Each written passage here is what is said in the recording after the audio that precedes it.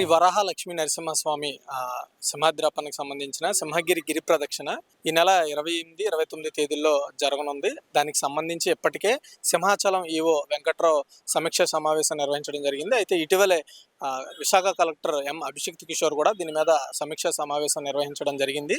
దీనికి సంబంధించి ఏదైతే ప్రతిష్టాత్మకంగా చేపట్టే గిరి ప్రదక్షిణలో ఎలాంటి సమస్యలు తలెత్తకుండా తగిన చర్యలు తీసుకోవాలని అధికారులకైతే కలెక్టర్ సూచించడం జరిగింది. ప్రధానంగా 32 కిలోమీటర్ల మేర జరిగే ఈ సింహగిరి గిరి ప్రదర్శనకు సంబంధించి ఏవైతే బయో టాయిలెట్ల ఏర్పాటు కావచ్చు, మంచినీటి సదుపాయాలు కావచ్చు, మొబైల్ మెడికల్ క్యాంపులు కావచ్చు, అదేవిధంగా భద్రతా పరంగా ఎక్కడికక్కడ తాత్కాలికమైన సీసీ కెమెరాలు ఏర్పాటు చేసి వాటికంటూ ఒక కంట్రోల్ రూమ్ని ఏర్పాటు చేసి అక్కడి నుండి పర్యవేక్షణ జరిగేలా చర్యలు తీసుకోవాలని చెప్పడం జరిగింది. అయితే ఈ కలెక్టర్కి సంబంధించిన సమీక్షా సమావేశంలో ఇటు విశాఖ సిపి సంకపత ప్రాక్షి కావచ్చు, ఈవో కావచ్చు, లేదంటే జీవీఎంసీ కమిషనర్ కావచ్చు, వీళ్ళందరూ కూడా పార్టిసిపేట్ చేయడం జరిగింది. వీళ్ళతో పాటు ఇంకా ఉన్నతాధికారులు కూడా ఈ సమీక్షా సమావేశంలో పార్టిసిపేట్ చేశారు.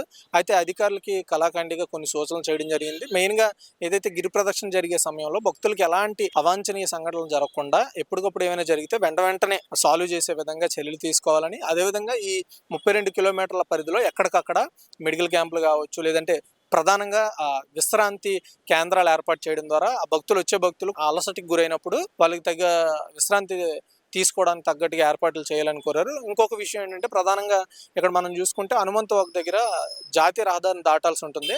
అక్కడ దాటేటప్పుడు బ్రిడ్జ్ లాంటిది ఏదైనా ఏర్పాటు చేస్తే భక్తులకు ఎలాంటి ఇబ్బందులు లేకుండా, అదేవిధంగా ట్రాఫిక్ రిలేటెడ్ కూడా వాహనదారులు కూడా ఎలాంటి ఇబ్బందులు లేకుండా ఉండే అవకాశం ఉందని ఆ కలెక్టర్ గారు సూచించినట్లుగా తెలుస్తుంది. అయితే ఒకవేళ అదే జరిగితే మరికొన్ని రోజులు అక్కడ తాత్కాలికంగా బ్రిడ్జ్ కూడా ఏర్పాటు చేసే అవకాశం ఉంది. అయితే అది ఇంకా పూర్తి స్థాయిలో కన్ఫర్మ్ కాలేదు కాబట్టి అయితే దాని మీద ఇంకొక నిర్ణయం తీసుకునే అవకాశం ఉంది. అయితే ప్రధానంగా ఇప్పుడు చూసుకున్నట్టయితే కలెక్టర్ చెప్పిన విషయం ఏంటంటే తొలి పావంచ వద్ద ఎక్కువ మంది కొబ్బరికాయ కొట్టి మొదలవుతారు కాబట్టి గిరి ప్రదక్షిణకి అప్పుడు అక్కడ క్యూ లైన్లు కావచ్చు, క్యూ లైన్ల స్థాయిని పెంచాలని, ఎవరికి తోపులాట జరగకుండా బారికేడ్లు కూడా ఏర్పాటు చేస్తే భక్తులు అలాంటి అసౌకర్యానికి గురికాకుండా ఉంటారని చెప్పడం జరిగింది.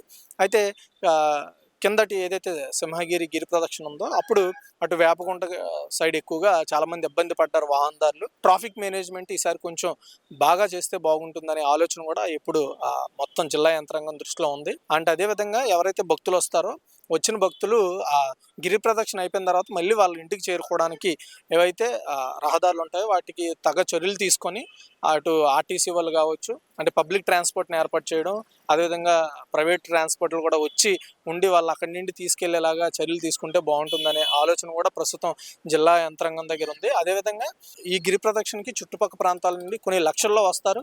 వాళ్ళని వచ్చేటప్పుడు ఆ జనాలను కంట్రోల్ చేసే విధంగా ఎక్కడికక్కడ బందోబస్తుల్లో చర్యలు తీసుకోవడం ద్వారా కూడా ఎలాంటి అసౌకర్యానికి గురి కాకుండా భక్తులు, అదేవిధంగా ఎలాంటి సంఘటనలు నోచుకోకుండా ఉంటుందనేది ప్రస్తుతం జిల్లా కలెక్టర్ అభిప్రాయంగా తెలుస్తుంది. అయితే ఇప్పటికీ 2 సమావేశాలు, ఒకటి ఈవో సమావేశం ఒకటి, ఇప్పుడు కలెక్టర్ సమావేశం ఒకటి జరిగింది. అయితే భవిష్యత్తులో ఇంకొక సమావేశం కూడా జరిగి పూర్తి స్థాయిలో ఏర్పాట్లు ఎంతవరకు వచ్చాయనే విషయం మీద చర్చించే అవకాశం ఉంది. అయితే పూర్తి స్థాయిలో ఎలాంటి ఇబ్బందులు కలగకుండా భక్తులకి తగిన ఏర్పాట్లు చేయడం ద్వారా సింహగిరి ప్రదక్షిణ సక్సెస్ చేయాలనే ఆలోచనలో జిల్లా యంత్రాంగం అటు దేవస్థానం కూడా భావిస్తోంది. వీడియో జర్నలిస్ట్ హేమంత్తో రాజు, విబిసి 1 టీవీ, విశాఖ నుంచి.